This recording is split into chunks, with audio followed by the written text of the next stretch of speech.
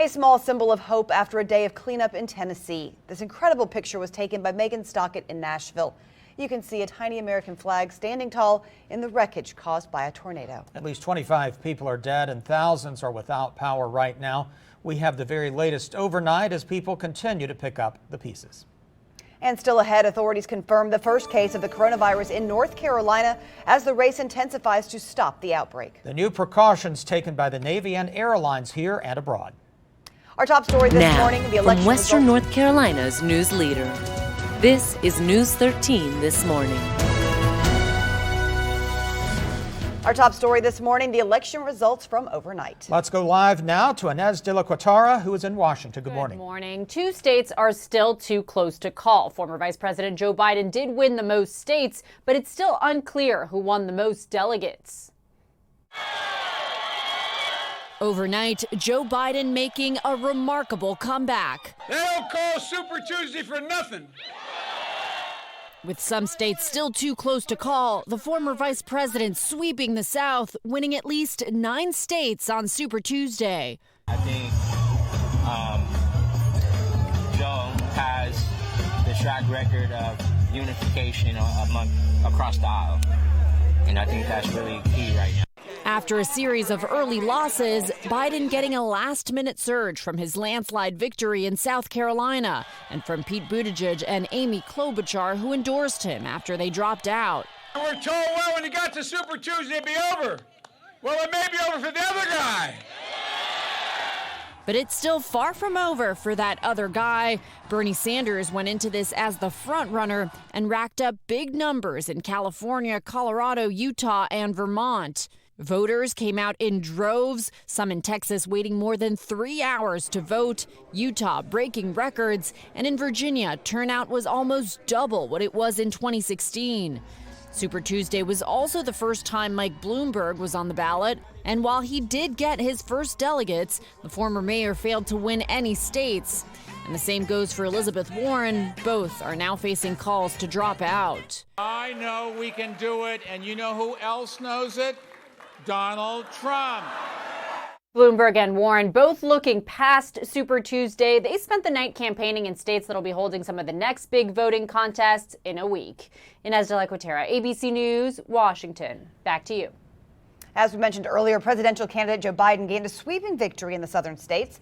He also won the Democratic primary here in North Carolina. News 13's Taylor Stewart joins us live in downtown Asheville. And Taylor, Biden was not a front runner in every county.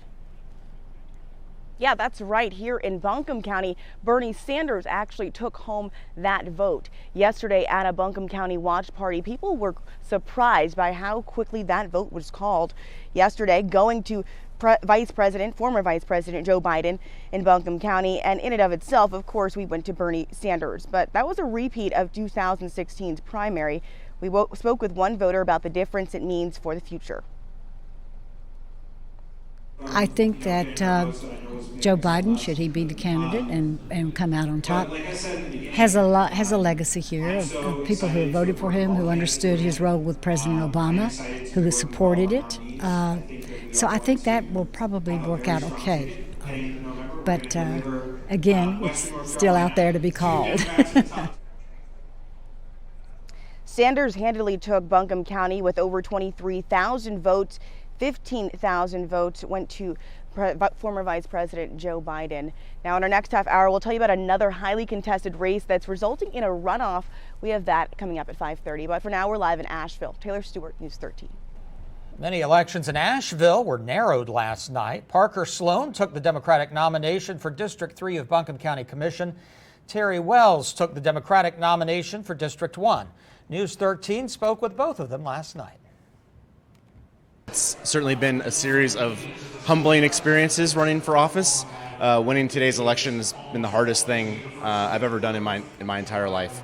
But I'm really excited to go on to November.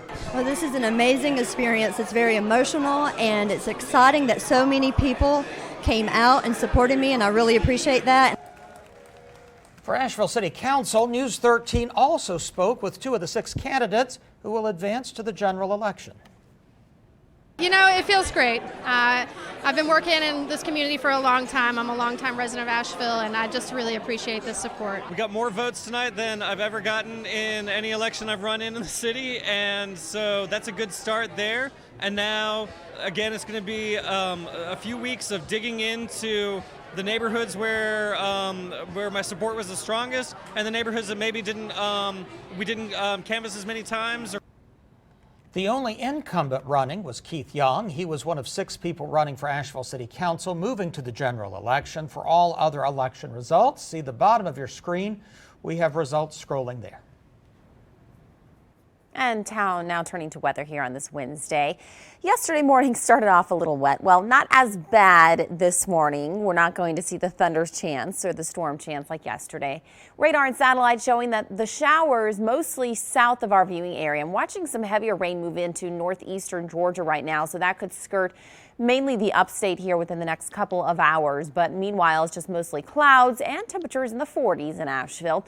A low rain chance for your Wednesday morning commute. As we go throughout the day, it stays just a low risk. Again, we'll see a heavier rain chance tomorrow. I'll talk timing coming up. This morning, the death toll stands at 24 people and dozens of others are hurt after a devastating tornado cuts through central Tennessee. This is a look at the damage: demolished homes, tossed airplanes, downed power lines. The EF3 tornado ripped through areas like Nashville and Putnam County early yesterday morning. Officials reported at least 155-mile-per-hour winds. Search and rescue teams are now working to locate anyone who may still be trapped. We're just trying to map it out so that we can actually put more boots on the grounds to make sure that we're taking care of people that we may not even know that's injured or hurt. The Tennessee governor declared a state of emergency. The polls stayed open an extra hour for Super Tuesday. A charity in the mountains heads to Nashville Thursday to help tornado victims. Hearts with Hands loaded up trailers yesterday. Workers and volunteers are headed to Hope Church in East Nashville to distribute supplies. The goal is to bring relief. But the essential needs right now is getting them something that they can survive physically on because they have no power, no place to get food, any of those things. So that's why we're trying to get there so quickly. Hearts with Hands plans to send supplies for at least 2 weeks. The organization is asking for donations